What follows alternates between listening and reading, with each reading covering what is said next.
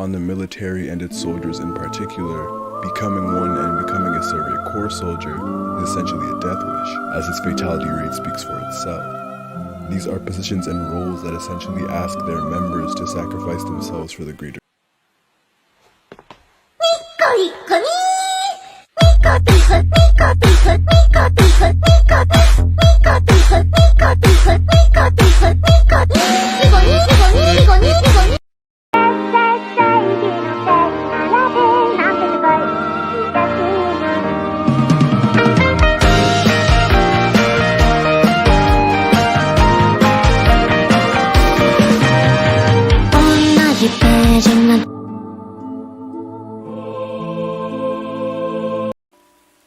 Attack on Titan is a story of many themes and elements, one of which is how the series views humanity. When focusing on the military and its soldiers in particular, becoming one and becoming a Survey Corps soldier is essentially a death wish, as its fatality rate speaks for itself. These are positions and roles that essentially ask their members to sacrifice themselves for the greater good, a sort of utilitarian approach, which will in turn help save mankind. And Commander Erwin Smith himself is often at the helm of these sacrificial decisions, earning him the title of Devil or Demon. Erwin Smith's character in all aspects reflects his title as Commander. His strong features, his imposing frame, standing at 6'2", accompanied by those piercing eyes. Even his voice in the anime, all of these radiate power and confidence. Past his appearance, though, he possesses all of the qualities a leader should have. He's decisive, brave, and intelligent. He has an eye for talent, as he sought out the abilities of Hanji, Armin, and Levi. Erwin understands his weaknesses and has surrounded himself with individuals who can make up for them. The commander is a solid fighter and a great strategist. But I think Erwin's greatest attribute is his charisma. People gravitate towards him because he has the ability to inspire and to capture their hearts. He understands what drives others and can appeal to their emotions. Only Erwin can lead soldiers to their deaths by capitalizing on their fears and their dreams, by understanding what drives them. Leadership at its finest. As this series has proven with Zachary and other high-ranking officials in the military, the people who lead only care for themselves. Other than Pixis, Erwin seems different than the rest. He cares about the lives of his soldiers. It's how he became commander in the first place. Erwin Smith isn't average, and he isn't selfish. A selfish man couldn't deem himself as replaceable. A selfish man couldn't capture the heart of a rebel and turn him into humanity's strongest soldier.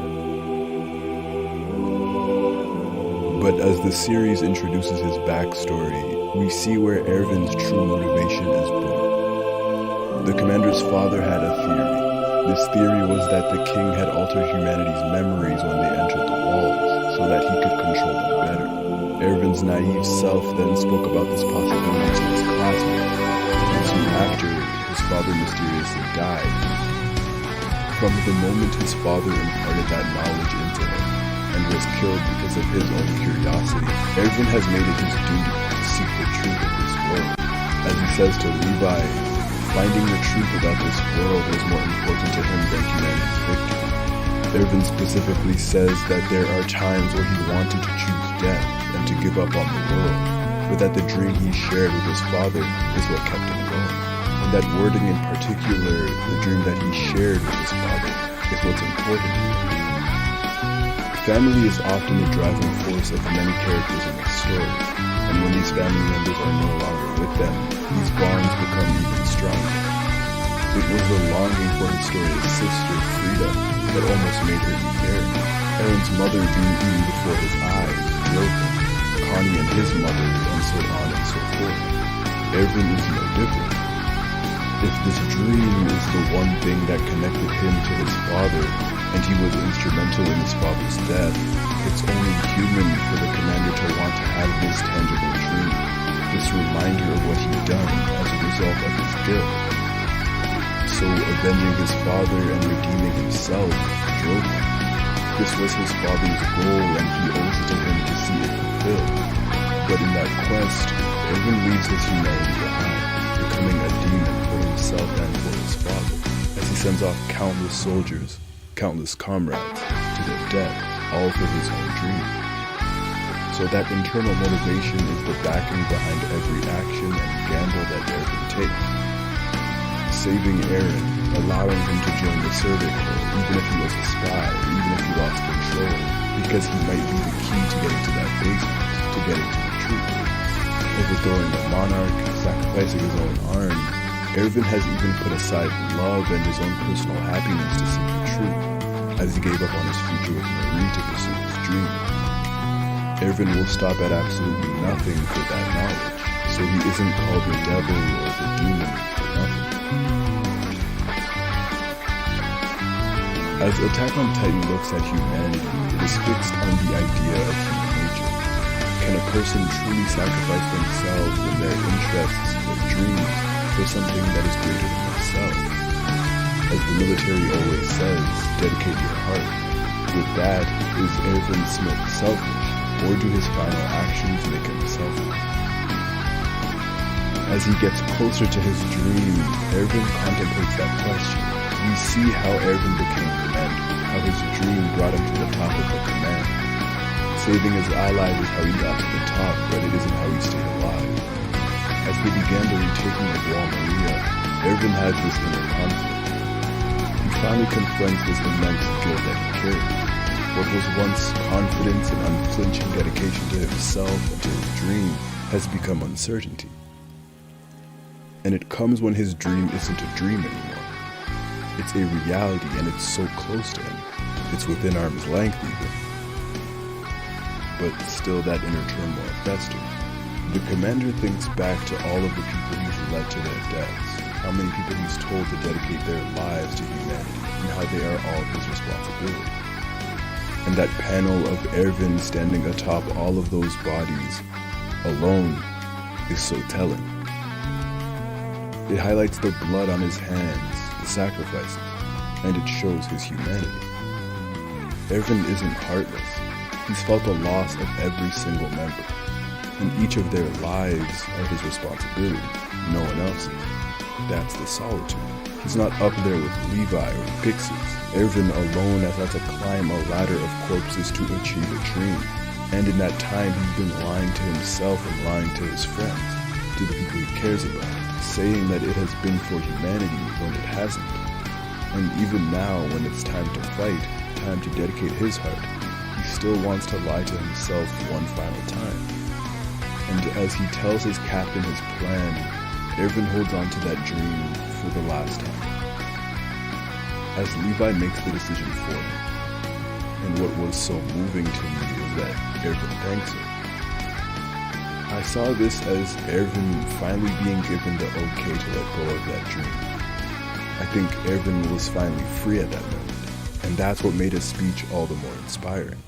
He was leading a group of people to their deaths and to his own, and I think he was just as afraid as they were, which is why he could say exactly what they needed to hear. Maybe Erwin wasn't a demon, but a commander who, just like the others, risked his life for humanity. And then again, maybe he was a demon. Whether he was or not, at this moment, it didn't matter. This was one time where he truly believed he was fighting for humanity. It wasn't a lie anymore. He was dedicating himself to and for it. This arc also sheds light on the relationship between Levi and Erwin. Levi was an underground rebel who has now become humanity's strongest soldier. But like Eren once thought about Levi, he doesn't seem like the type of person who would be obedient to his superior, especially given what we know about his youth and his personality. And Eren was right. Levi doesn't obey his superiors, except for one man. If Levi always saw Erwin as someone who was selfless, someone who was dedicated to humanity, that's someone Levi could respect. Something he doesn't do easily. Through their interactions, Levi always puts emphasis on how he trusts Erwin's judgment because of the man Erwin is. We know from Levi's actions that he is someone who values each and every life. Behind his cold gaze, Levi is empathetic and compassionate. Levi has proven to be someone who fights for humanity and has offered his skills up for humanity's freedom. But in Levi's other interactions with Erwin, such as seeing him and that smile at the fact that the Titans could have once been human, or being told outright that the truth is more important than humanity, Levi still follows him afterwards. Levi must know and believe that Erwin still wants to see humanity win, for him to trust him and to follow him after those words were uttered. But it's more than just simple trust. It's immeasurable respect, belief, and faith, because of the years they've spent together, how far they've come, alive. Erwin is more than just his commander, but his true friend. He is a pillar of hope and necessity for Levi. It was Erwin who gave him an opportunity to be more than a rebel. He saw Levi for who he could have been. And for Erwin, Levi is someone he can trust, and someone who will trust him no matter the situation. A true, mature bond built off mutual respect, and one that began with support. I've stated quite a bit that it takes a lot for Levi to trust and how much he trusts Erwin, but in that moment, Erwin took the leap of faith this time, putting his full trust in his torn heart into Levi's hands. This was Erwin trusting his friend's judgment, without a second thought, as Levi has done for him all of these years. All this to say that Levi choosing to make that decision for his friend proved that he knew the internal battle his commander was facing. Levi absolved Erwin from the guilt he would have to carry, having to choose between his father and the dream they shared, and his memory against humanity's fate. With that, Levi allowed Erwin to finally be the hero he never saw himself as, the hero he desperately needed to be, for his own peace of mind and for his heart. And that wouldn't be the last act of good faith out of Levi. As mentioned, Attack on Titan is a series that questions human nature, and with that it questions morality. It looks at intentions against actions, temporary pain for the pleasure of those who will come. But it is important to note that no individual character is motivated solely for the good of humanity. Each character is motivated by their own ideals, whether that be freedom, family, revenge, or a personal dream. Erwin, for that reason, is so interesting. Is he selfish or selfless? Good or evil? Did Erwin purposefully send his soldiers to their deaths and use them as sacrifices? Was it the guilt of actually doing that, or was it the pressure of being commander, having actual survivor's guilt that made him believe that he was a demon for humanity? Maybe these soldiers, including Erwin himself, actually shared the same risk, the same possibility of death having been in the Survey Corps. But again, maybe only a demon for humanity could find a way to slay the Titans. Maybe Erwin has left behind his humanity. This is a commander who is tasked with saving all of mankind, but he's also just a flawed human who wants to do right by his fallen father, again a death that he caused. Erwin's burden is so heavy, and there are all of these questions that Erwin himself doesn't even know, and that conflict makes him so well written. Having these underlying motivations, these selfish goals, and teetering on the line between altruistic actions and egotistic ones is what makes him human. The commander had his own goals, but he recognized as humans. Humans are complex. Erwin is both selfish and selfless. To categorize him as being one or the other would be to ignore all of the times he's shown the ability to charge towards his goals, but also ignore the times he's truly cared for others. Kenny, in his dying moments, told Levi that everyone is drunk off something. Whether it be booze itself, power, or dreams, that's what keeps him going. I think Erwin's dreams were able to support the weight of his guilt. And not only was it able to support that weight, but it was the sole thing carrying him forward, as he saved the amount of times he wanted to give up. For the amount of deaths that Erwin has seen, that we've seen, we become a little more desensitized after each one. They don't have time to mourn and to grieve these deaths. And this goes tenfold for the one who is commanded all of them.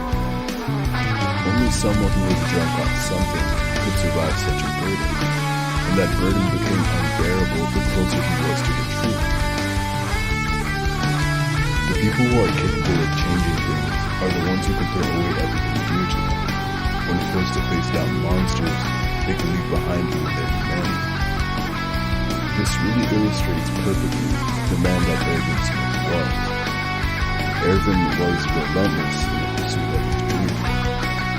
As a result of his drive and of his resolve, Ervin was relentless in his defense for humanity.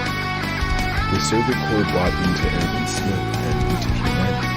Through his words and through his actions, he made them believe that they were fighting for humanity, truly. His soldiers fight, scream, and rage. That right there is why he was chosen to become commander. That's what makes Ervin Smith again, the commander was even able to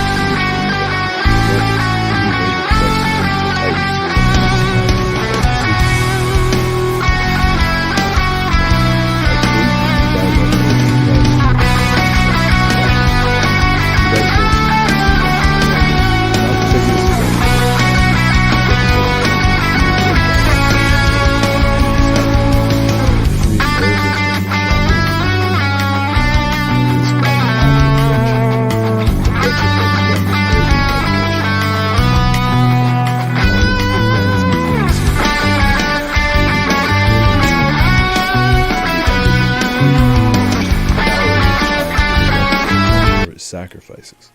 Time for Ervin Smith to rest.